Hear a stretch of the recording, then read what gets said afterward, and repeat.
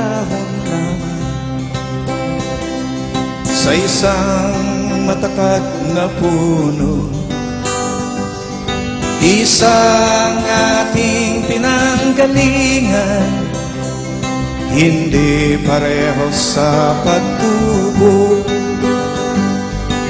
Maaaring ka isang dahong masigla, ako na may dahong nalalantana.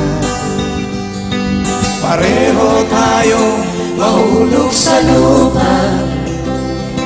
kaibigan, huwag ikabahala.